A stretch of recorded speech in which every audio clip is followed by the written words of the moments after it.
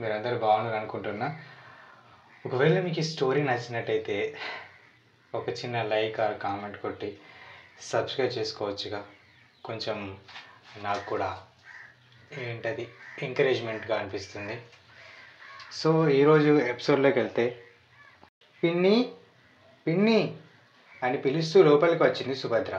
బెడ్రూమ్లో ఉన్న జగదీశ్వరి దేవికి ఆమె పిలుపు వినిపించడంతో తనను గది తలుపు వైపు తిప్పింది. కొన్ని సెకండ్లు గడిచాక గదిలోకి వస్తున్న సుభద్ర కనిపించింది ఆమెకు. బెడ్ పక్కన కుర్చీలో కూర్చొని పుస్తకం చదువుతున్న జగదీశ్వరిని చూస్తూ, ఏం చేస్తున్నావు పిన్ని అంటూ వచ్చి బెడ్ మీద కూర్చుంది సుభద్ర.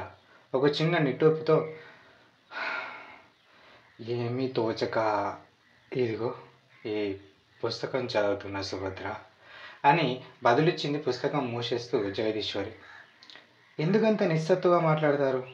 నేనున్నా కదా, తినడానికి ఏదైనా చేసి తీసుకురావన్నా అని అడిగింది సుభద్ర. పర్వాలేదు అని జగదీశ్వరి తన మాట పూర్తి చేసే లోపే, మీకెందుకు అమ్మగారు శ్రమ, ఏదైనా కావాలంటే నాకు చెప్పండి, చిటికెలో చేసుకొస్తా అని అక్కడికి చేరుకుంది కమల.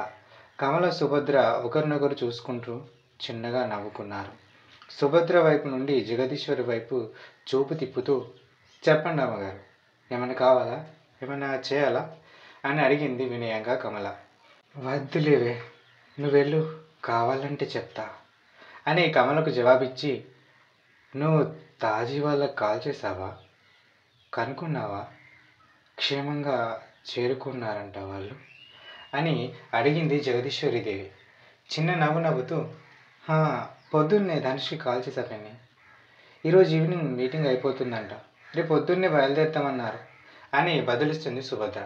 ఆమె మాటలు పూర్తయిన వెంటనే, అదేంటి తాజీ 2 రోజులో 3 రోజుల్లో అన్నాడు నాతో, నువ్వేమో ఈరోజు అయిపోతుంది అంటున్నావు అని కొంచెం అయోమయంగా చూసింది జగదీశ్వరీదేవి. ఏమో నాకైతే ధనుష్ ఇలానే చెప్పాడు అని ఆగిపోయి, పిన్ని ఒక విషయం అడగనా అని కొంచెం సీరియస్గా అంటుంది సుభద్ర. జగదీశ్వరి తన చేతిలోని పుస్తకాన్ని బెడ్ పైన పెడుతూ, నా దగ్గర పర్మిషన్ అడుగుతావేంటి కొత్తగా, నువ్వేమైనా వేరే ఇంటి దానివా, ఈ ఇంట్లో మనిషివి, ఏదైనా అడిగే చనువు అధికారం నీకుంది అని కొంచెం అభిమానంగా అంటుంది జగదీశ్వరిదేవి. ఆమె జగదీశ్వరి పక్కన పెట్టిన పుస్తకాన్ని తన చేతుల్లోకి తీసుకొని కిందకి చూస్తూ, ఈ విషయంలో నేను పరాయిదాన్ని పిన్ని అని అంటుంది. జగదీశ్వరి కూడా కొంచెం గంభీరంగా, నేనెప్పుడు అలా అనుకోలేదు, కాబట్టి నువ్వు కూడా అనుకోకుండా విషయం ఏంటో చెప్పు అని అన్నది జగదీశ్వరి.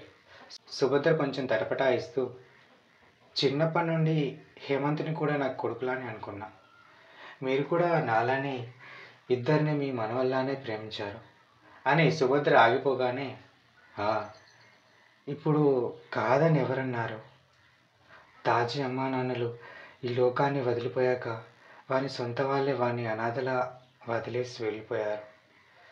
మీకు వెళ్ళే అవకాశం ఉన్నప్పటికీ కూడా వెళ్ళకుండా వానితో పాటు ఉండిపోయారు. దానికి నేను ఎప్పుడు నీకు రుణపడి ఉంటాను సుభద్ర.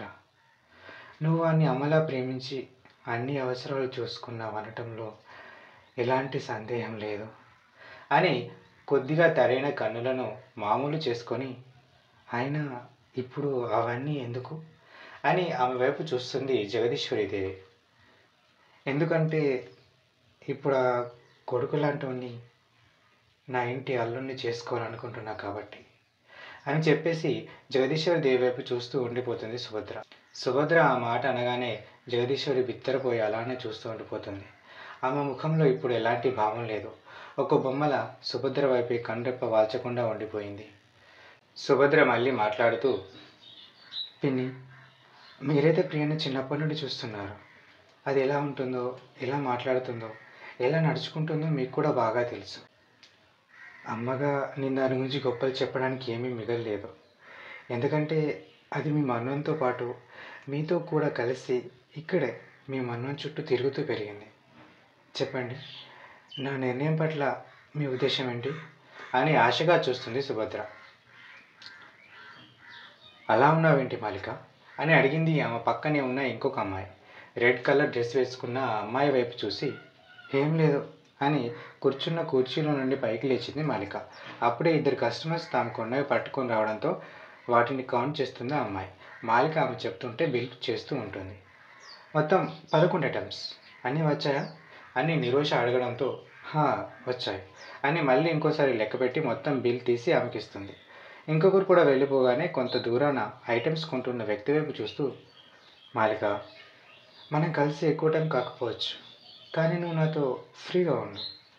బాధను షేర్ చేసుకోవడానికి ఎవరు లేకపోతే మనసు ఇంకా బరువెక్కుతుంది తెలుసా అని కొంచెం ఓదార్పుగా అనగానే ఒక్కసారిగా ఆమెకు జగదీశ్వరి గుర్తుకొస్తుంది. ఆమె జగదీశ్వర్తో కలిసి ఉన్నది కేవలం కొన్ని రోజులే అయినప్పటికీ ఆమెతో చాలా ఫ్రీగా కలివిడిగా ఉండేది మాలిక. చిన్నతనంలో దూరమైన తన నాన్నమ్మను జగదీశ్వర్లో చూసుకుంటూ తన మనసులోని భావాలను ఆమెతో పంచుకునేది. ఒక్కసారిగా ఆ జ్ఞాపకాలన్నీ ఆమె కన్నుల ముందు కదలాడగానే మాలిక కన్నులు చెమ్మగిల్లాయి. అది చూసిన నిరోష ఐఆమ్ సారీ, నేను ఇబ్బంది పెట్టుంటే అని సైలెంట్గా కూర్చుంటుంది. హా అలాంటిదేం లేదు, నా మనసే అలా, నేనంత తొందరగా ఎవరికి దగ్గర కాలేను అని నిరోష చేయి పట్టుకొని, అందుకేనేమో నేను దగ్గర కావాలనుకుంటున్న వాళ్ళు నాకు దూరం అవుతారు అని అంటున్న మాలికకు ముగ్గురు వ్యక్తుల ముఖాలు గుర్తుకు వస్తాయి. ఒకరు నందిని, ఇంకొకరు జగదీశ్వరి, మరొకరు హేమంత్. ఆమె కన్నుల ముందు ఇప్పుడు ఈ ముగ్గురు చిత్రాలు గిరిగిరా తిరగసాగాయి. అప్పుడే పొద్దున వచ్చే ముందు నందినికి తనకు జరిగిన గొడవ గుర్తుకొస్తుంది. నేను తప్పుగా అర్థం చేసుకోవడం కాదు, నీ బుద్ధి తప్పుడు బుద్ధి. ఎలాగో అమ్మ నాన్నలను దూరం చేశావు. ఇప్పుడు నేను కావాలనుకున్న వాంతో సరదాగా బయటికి వెళ్తే చూసి ఎవరో లేక అసలుతో మా వెనుక వచ్చావు అని కోపంతో ఊగిపోతున్న నందిని మధ్యలో ఆపేస్తూ, నేను చెప్పేది వినవా అని అరుస్తుంది మాలిక. వినను, I don't want to listen. నీలాంటి క్యారెక్టర్లెస్ దాని అని నందిని తన మాటలను పూర్తి చేసే లోపే ఆమె చెంప చెల్లుమంటుంది. ఒక్క క్షణం ఆ గది మొత్తం నిశ్శబ్దం ఆవరించింది. బుగ్గ మీద చేయి పెట్టుకొని మాలిక వైపు చూస్తూ ఉండిపోయింది నందిని.